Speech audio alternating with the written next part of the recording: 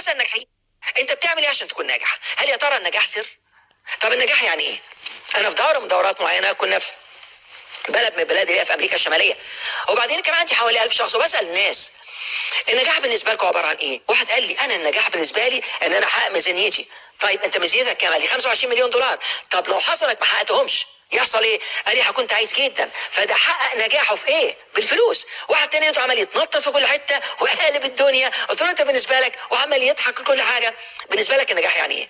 قال لي النجاح بالنسبه لي ان انا اوصل لمرحله ان اعيش كل لحظه اكنها اخر لحظه في حياتي، لان ممكن فعلا تكون اخر لحظه في حياتي. شوف ده بيفكر ازاي وشوف ده بيفكر ازاي. فالنجاح له اكتر من 600 تعريف، كلهم بيفكروا النجاح ممكن تكون الفلوس، النجاح العلاقات، النجاح العيله، النجاح الراحه الروحانيه. هم كل دول اليابانيين قالوا حاجه عجبتني جدا. قال لك لو وقعت 3 مرات اقف 4، لو وقعت 4 اقف 5، وقعت 5 اقف 6، لغايه امتى؟ لغايه ما تحقق هدفك.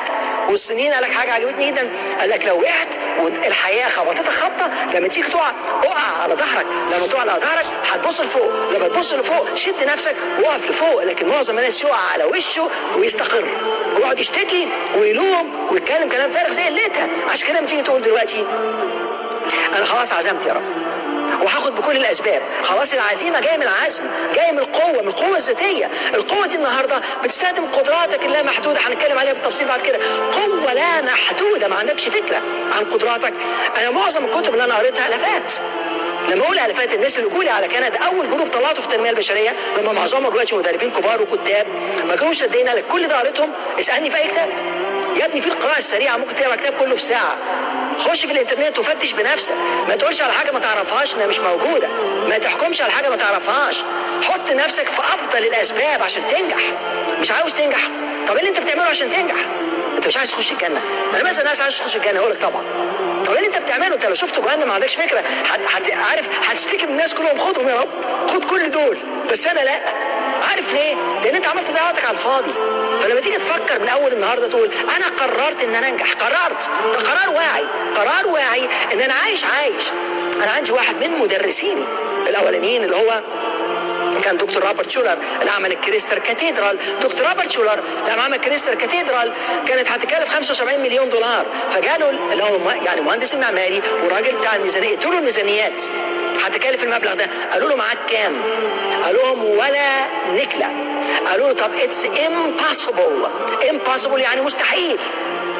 قال لهم ادي القاموس، طلعوا لي منه كلمه مستحيل. قعدوا فتشوا ما لقوهاش، رحمه الله من مكتبه قال لهم اصلا انا قطعتها من 25 سنه، مش حاجه اسمها مستحيل. حتى كلمه impossible اول حرف اي، ثاني حرف ام، وبعد كده possible I am possible. مين ده اللي ممكن يقول لك انا الاستحاله انت بتحطها على نفسك فقط لما تقعد تشتكي وتقعد تصدق نفسك وتقعد خلاص تكتئب وتصدق انك مكتئب، بتضيع كل لحظه وممكن تكون اعلى لحظه في حياتك. فعشان كده لما تيجي تفكر اول حاجه خد بكل الاسباب. قرار واعي. انا قررت اكون كويس، قررت ان اكون افضل حاجه في حياتي. طالما انا عايش مش عايش ما تخلي حياتك رائعه. طالما عايش ما تخلي حياتك رائعه. الكلمه دي مش سهله. خلي حياتك رائعه، يكون وزنك رائع. ليه تكون تخين؟ ليه تكون وزنك زياده عن اللزوم؟ ليه تشيل وزن يتعب ظهرك ويتعب ركابك؟ ليه نفسك مش تعبان؟ ليه تكون على طول اعصابك بايظه؟ ليه يعني؟ ليه ما تكونش رائع فن الاتصال؟ ليه ما تكونش مبتسم؟ ليه حياتك ما تكونش رائعه؟ ليه لا؟ يعني فاهم ازاي؟ لما تيجي تفوق ليه لا؟ في ناس تقول لك ليه؟ انا بقول ليه لا؟ ليه لا؟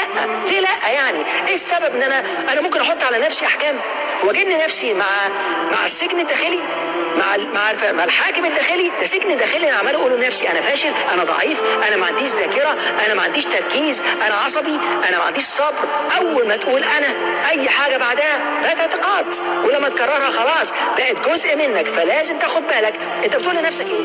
عشان كده توكل على الله سبحانه وتعالى، خد بكل الاسباب، حط افكارك في الفعل، ولو تقع اقف تاني، لو تقع لغايه امتى؟ لغايه ما تحقق هدفك.